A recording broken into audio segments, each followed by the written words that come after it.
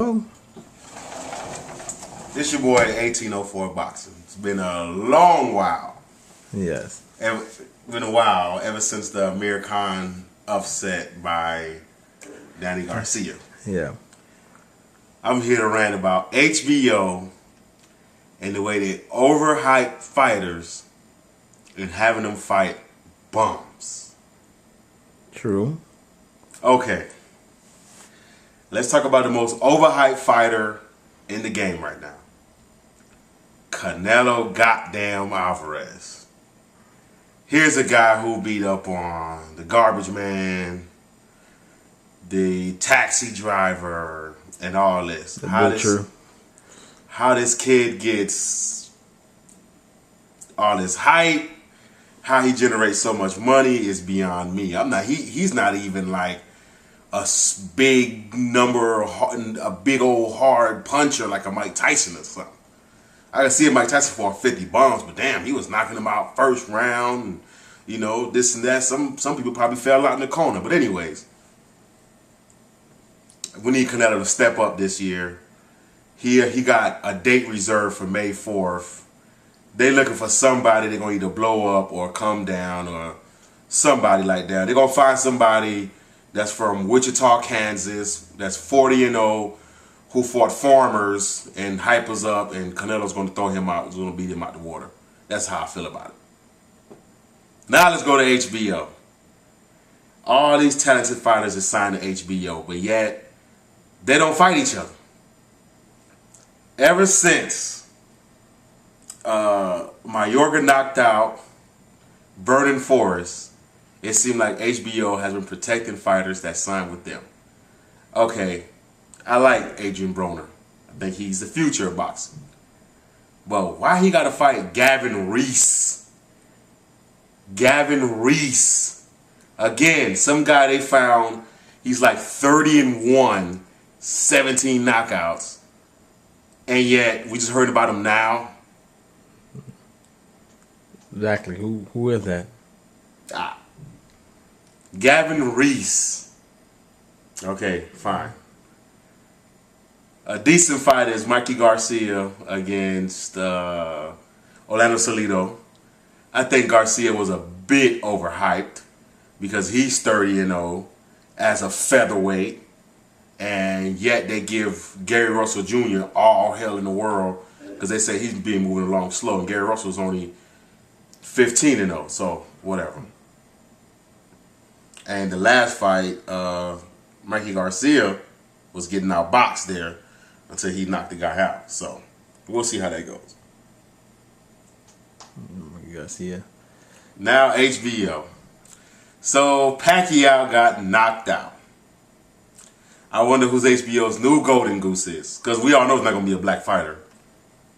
It's going to be somebody non-black. Trust me. They ain't gonna be Carnelo. We'll see.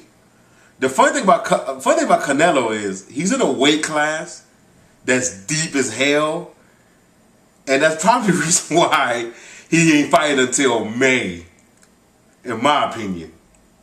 There's a lot of people at 154, lots of people. That's in the top 10. So maybe it's Canelo, but I don't really think Canelo had the talent that Pacquiao had. Because Pacquiao, was able to knock you out one punch. He was fast as hell. But I think Canelo I think he could probably punch hard, but I don't think he really had the boxing skills. He's not a good counter puncher like that, so I don't think he really had the skills to. Really, they could try, but what they're gonna keep giving him people with padded records? They're gonna keep fooling us with, Kermit Centrons and all them. Yeah, exactly. My thing is, what about Timothy Bradley? He beat Pacquiao. Rather, was it a legitimate win? I can't say, but he beat him, and yet he's disappeared. Now, here's the funny thing. I saw on the Bleacher Report, matter of fact, I just read it like last week, what happened to Tim Bradley's career. He signed with Top Rank, and his career went on a standstill. Because even I was telling myself, look, he was better off when he was doing it without major promoter. He was better off without that. because he was supposed to have a fight with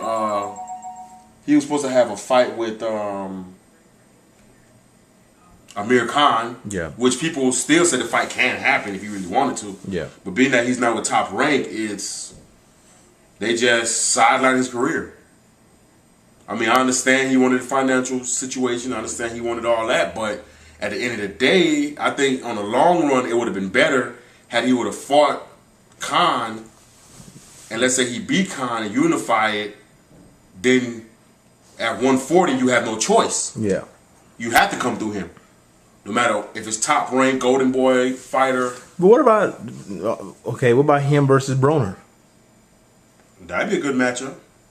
And that'd be the test that Broner would need because, to Bradley really ain't no pushover like that. You ain't going to walk all over him. That's true, but I've seen Bradley get clipped a lot of times, though. So we'll see about that. That's true.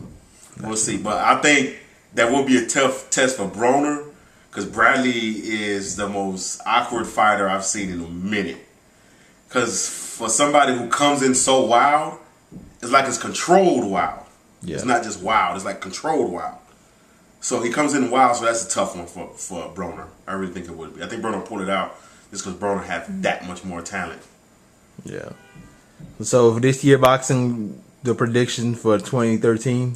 I think Broner gonna do his thing. I think Canelo can't hide forever. I think this is the year of Mayweather's last hurrah. I think it's gonna be this year. It might be it for him. I think before he get caught up like Pacquiao did. Yeah, I mean, I think Mayweather's too defensively skilled to do that, but I think ever since I saw that, if he had one more Cotto experience, it's done. Yeah. Because if he can tag like that, So I think that's about it. What about, what's that little Cuban guy, the little short guy, who will fight on the undercard, Pacquiao? Yurgis Gamboa? Yeah. You think this is his year?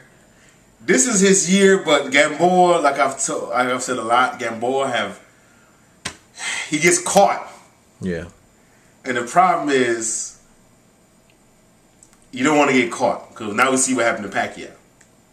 He gets caught. Yeah.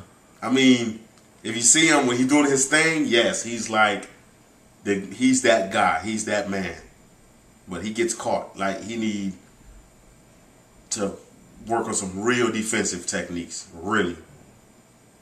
The funny thing about him and Pacquiao is when they let opponents chase them, opponents barely touch them. But they got this thing where they like to rush in on opponents, and that's when they always get caught.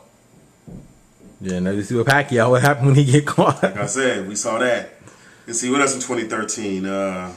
American heavyweights, save it. That's going to be a wow. American heavyweights, you got to go to your local football team and kidnap by 10 players and force them to be boxers. That's where your heavyweights is at. So we're going to forget about that. I said, well, Donaire finally get the respect that he don't deserve. Now, Donaire is weird. Because let me say this. When I started with Donaire, I kind of mocked Donaire. Because I was like, Okay, here's the thing with Donaire. He beat Vic Darchinyan. I'm going to give him props for that. Vic Darchinyan is a beast. I'm going to give him props for that. So, he beat Vic Darchinyan. Now, the problem with Donaire was, again, he's the new HBO guy. He's a guy who's like 5'8", and the average person in his weight class right now is like 5. If you're 5'5" in his weight class, you're a big guy. Yeah. So, and then top rank is, protection ain't the word. You got that guy Rigondeaux, same weight class. Publicly call out this guy, humiliate this guy in public. Yeah. And yet the fight still can't happen. Y'all still worried about Abner Mares? True. So that right there made it for me to where I kind of was losing that little thing for Donaire. So, we'll see what happens this year. B-Hop is fighting Tavares Cloud this year. Yeah. The sad thing about B-Hop is I really see him ending bad. Getting beat up real bad? Because when you really look at it, how do I put it for John Pascal? Because Pascal don't really set punches up, and he was catching B-House with some bombs. Yeah. And Tavares Cloud, he throws bombs. And Tavares Cloud's another one. If he take his time, when he take his time, he's a hard motherfucker, bro. When he take his time. Yeah. But he got this overexcitement. Like when he got you rocked, then he tried to fight the whole fight forward. Yeah. But when he take his time, if you watch that fight with him against Yusef Mack, at first he started off excited, but when he took his time, he was demolishing Mack. Body, head. So, we'll see. Yeah, Bernard Hopkins fight. He will be 48 years old, people. Mm-hmm. All right, and on that, I guess we'll wrap it up. Yeah, and again, somebody please find Canelo somebody that can fight. A few people to look out for. Keith Thurman. I like the kid. Keith Thurman. Gary Russell Jr. We'll see what he's doing. Adonis Stevenson. Super middleweight. They're sleeping on him. And Andre Ward. Let's wish the best recovery. His shoulder. He said he's doing fine. And we'll see what happened to Chad Dawson. I mean, we all forgot about him. So. Yeah, Chad Dawson. And HBO, we need you to start matching up people, giving us good fights like Showtime do. Showtime give us good people against good people all the time. All the time. That's why they had classics like Corrales Castillo. One of the last classic HBO had. The last real classic. Everybody still think it's Berto versus Ortiz. The sad part is if Berto would have used his real skills, that wouldn't have been a classic. Well, that's all I have. We on that. And we out.